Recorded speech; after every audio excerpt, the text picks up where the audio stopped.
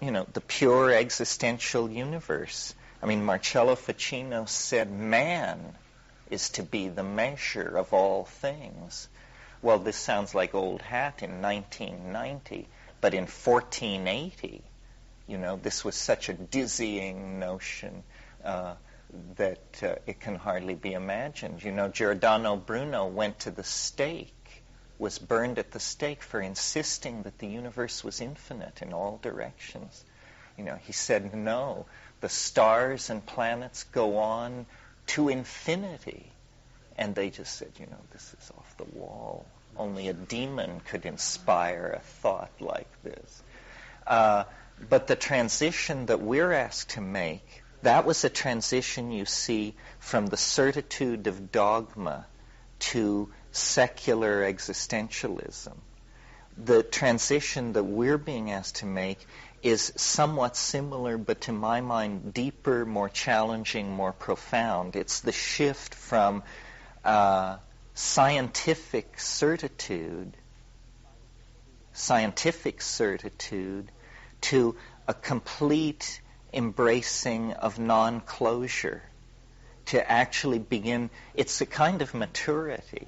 What we're being asked to do is to grow up and realize that, there ain't no free lunch. There aren't always happy endings. Not every story ends with the German Shepherd running in and licking Grandpa's face and everybody laughing, and so forth and so on. Hard truths. And this lack of closure thing, I feel it in myself.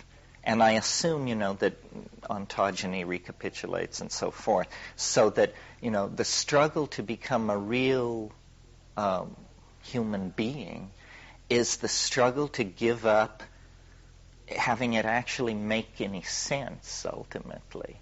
Where I think it was, of all people, Robert Frost who said, the secret of a happy life is learning to enjoy people you don't approve of.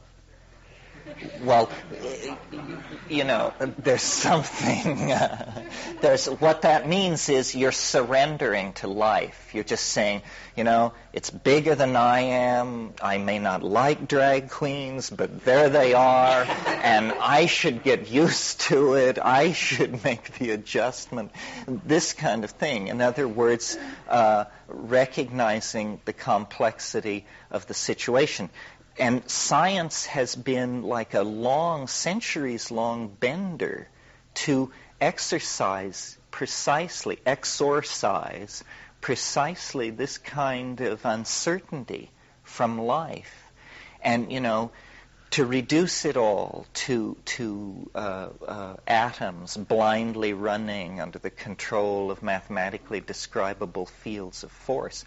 The problem is, all the higher order phenomena, sociological, political, aesthetic, human organizational, got shoved off to one side and just sort of festered there for a long time while technology perfected itself, mass production, mass media, information transfer, but the human dimension lagged. And now there is this tremendous imbalance between the technological descriptive power of the culture and its moral and ethical power to direct itself toward any kind of rational goal. Well, when this happens in a society or even in a personality, you can sort of make a Jungian model of this, you get what's called compensatory phenomena, or at least that's what it used to be called, means eruptions of material from the unconscious that is organized and constellated like a message, like an attention-claiming thing. In a person, in a personality, it ruptures as a symptom. It may be an attention-getting symptom to then bring other people into the caregiving loop or something like that.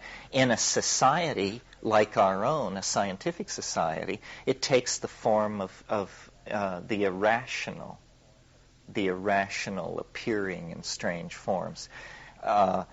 a good example of this in the past is the birth of Christianity in the center of the early Middle Roman Empire, where, the people who were administering the world at that time were Romans educated by Greeks who were Epicurean atomists, not Platonists, not followers of Heraclitus or Pythagoras or any of the flashy folks we're into. They were Democritean atomists, rationalists, materialists, would have been very comfortable in a modern chemical engineering company. And they could not conceive that the irrational could hold any threat to their world. Meanwhile, they had dark-skinned servants in the kitchens and in the gardens, Jews, Greeks, Phoenicians, people brought from the eastern Mediterranean. And among these people, specifically the Jews, this rumor began to tear loose about a Galilean politician who had somehow tweaked the Romans and then risen from the dead. Well, any Roman administrator listening to his illiterate cook or gardener babble out this story would just, think, these folks is getting stranger every day. But what was actually happening, was a message was being enunciated which within 50 years would be hammering at the gate, well, make it 90 years, would be hammering at the gates of Rome with all the power of an invading army.